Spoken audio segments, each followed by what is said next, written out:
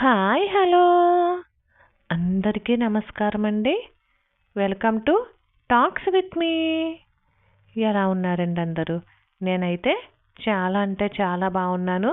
మీరందరూ కూడా ఇంకా ఇంకా బాగుండాలని మనస్ఫూర్తిగా కోరుకుంటున్నాను. ఇవాల్టి వీడియోలో ఈ వారం నేను ఎంత పొదుపు చేశాను, ఎంత ఖర్చు పెట్టాను అనేది ఒక వీడియో రూపంలో మీకైతే తెలియజేయడం జరుగుతుంది. ఇలా వారం వారం సేవ్ చేయడం అనేది ఎవరైనా కొత్త వాళ్ళు తెలుసుకుంటారనే ఉద్దేశంతో వీడియోస్ అయితే చేయడం జరుగుతుందండి.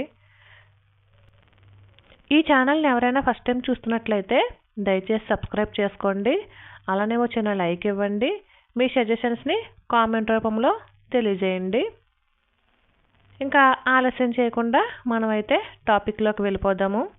కొత్త ఉదయంలో సరికొత్త ఆశలతో మరో రోజులకు మనందరికీ స్వాగతం అండి. మేము ఈ వారం పొదుపు చేసిన దానికన్నా ఖర్చు పెట్టిందే ఎక్కువ ఉండిందండి. సడన్గా హైదరాబాద్ వెళ్ళాల్సి వచ్చింది. దానికి పెట్రోల్కే అయిపోయిందండి మాకు ఒక 6,000. అనుకోకుండా ఇలాంటి ప్రయాణాలు వస్తూ ఉంటాయి కదా. అలాంటప్పుడు మనకి అత్యవసరాల్లో మనం దాచుకున్నటువంటి మనీయే మనకి ఉపయోగపడుతుంది. కాబట్టి కంపల్సరీ అత్యవసరానికి కనీసం తక్కువలో ఒక 200 లేదా 100 అయినా వేసుకుంటే ఇలాంటప్పుడు అత్యవసరాలప్పుడు మనకి వాడుకోవడానికి బాగుంటుంది. అంటే సడన్గా వెళ్ళాల్సి వచ్చింది కాబట్టి మనం ట్రైన్ టికెట్స్ అది బుక్ చేసుకోలేం కాబట్టి కార్ మీద అయితే బయలుదేరటం జరిగిందండి. దాని పెట్రోల్కి 6,000 అయ్యింది. కానీ దీనిలో కూడా ఒక ప్లస్ పాయింట్ అయితే ఉందండి. అదేమీ లేదండి, ఎక్కువ అంటే అందరి గురించి తెలియదు కానీ నా తింగర పనుల వల్ల కొంచెం నాకు నేనే ఫీల్ అయిపోతుంటాను.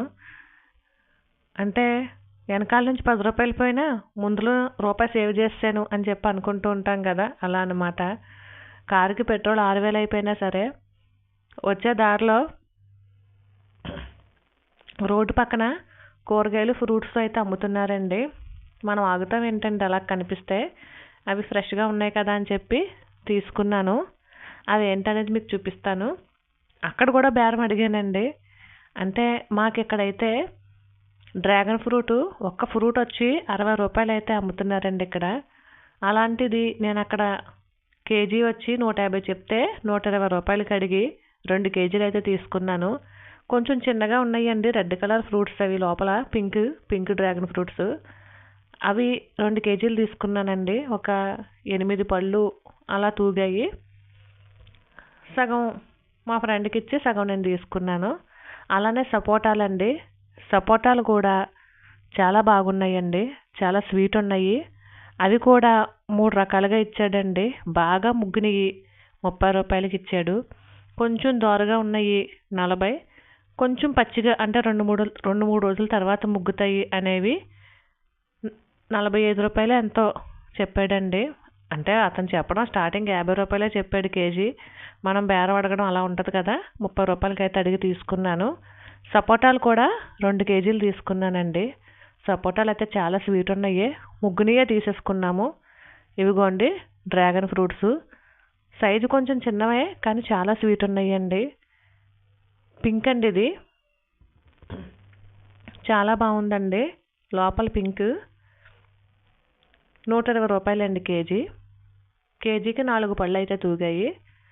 అలానే సపోటాలు అంటే కార్లో వెనకాల డిక్కీలో పెట్టేసిన వాళ్ళు కొంచెం నలిగిపోయినట్టు ఉన్నాయి. మ్యాక్సిమం సగం అక్కడే తినేసాము, ఖాళీ అయిపోయింది. ఇంటికి వచ్చేసరికి ఇవే మిగిలాయి.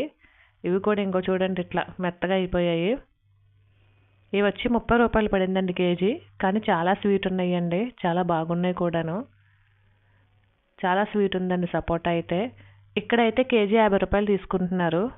అలానే బంగాళదుంపలు కూడా తీసుకొచ్చానండి 1 కేజీ. చిల్లర లేకపోతే మామిడికాయ తీసుకొచ్చేసానండి.